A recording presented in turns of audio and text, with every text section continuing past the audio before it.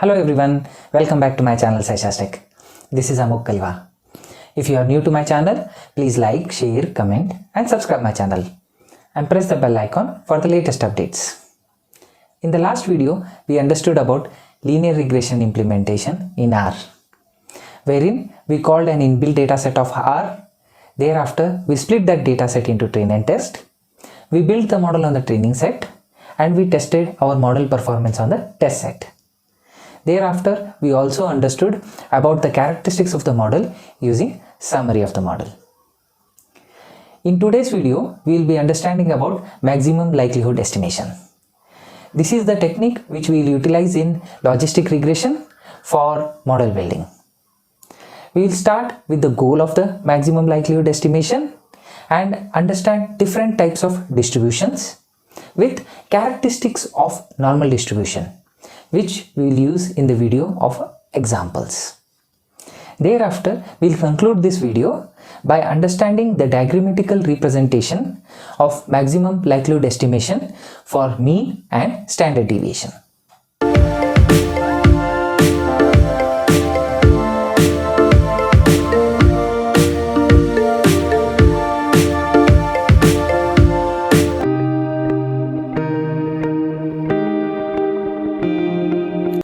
Maximum likelihood estimation.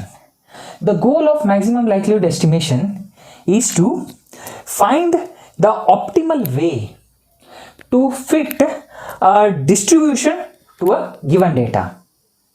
Now, why distribution? Distribution helps us to generalize the data and perform the statistical analysis on that data. Now, there are many distributions. For example, exponential distribution, wherein the values drastically decrease. For example, in the initial part of the rainy season, there is a peak demand of umbrellas or raincoats or any protective gear which is required for rainy season. Thereafter, it exponentially decreases over the period of time.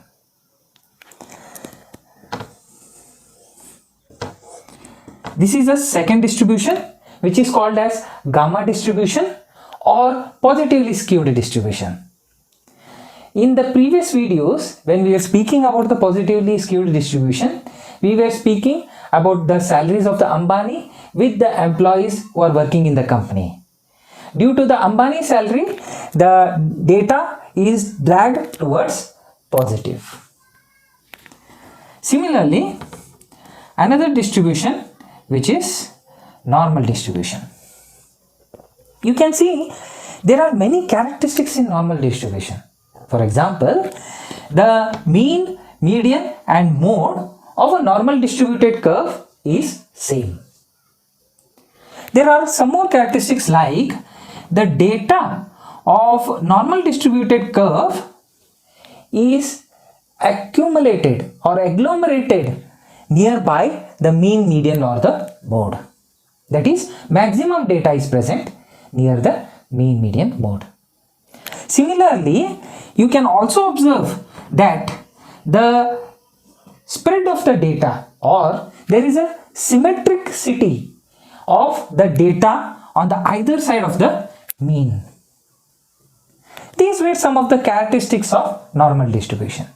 We will be using this normal distribution for analyzing the maximum likelihood estimation of mean and standard deviation.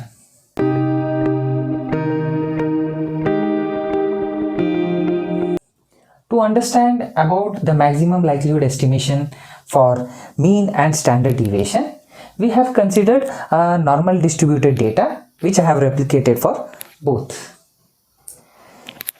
And we have also plotting the likelihood of observing the data for y-axis and the mean of the center and standard deviation center on the x-axis.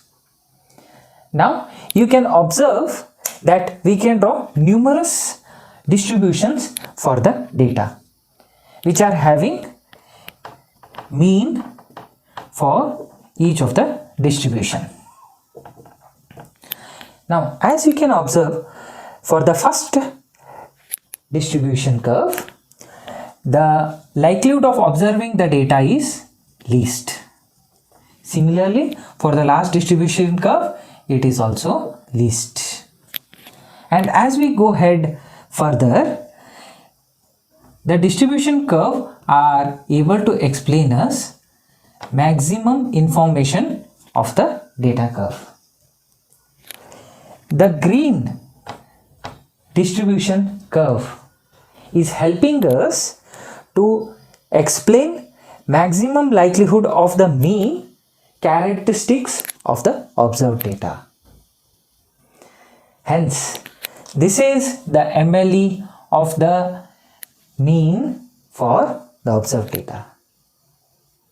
Similarly, when we observe the standard deviation centers, here the two red curves are not able to provide the characteristics of standard deviation for the observed data, that is, they are explaining the least, whereas the green curve is able to explain the maximum likelihood of estimation for the standard deviation for the data. To generalize the concept of maximum likelihood estimation, it is the calculation of the parameters like mean and standard deviation for the distribution of the observed data. These were some of the concepts of MLE of mean and standard deviation. Now let us move towards the conclusion of MLE.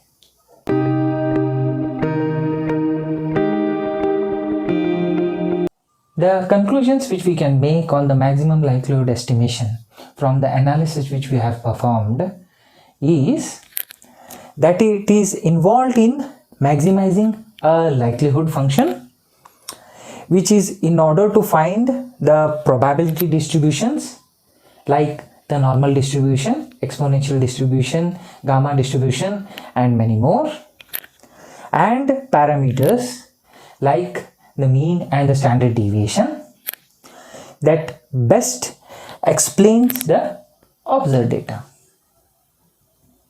These were some of the concepts of diagrammatical analysis for maximum likelihood estimation. If you like my video, please like, share, comment and subscribe my channel and press the bell icon for the latest updates. Thank you.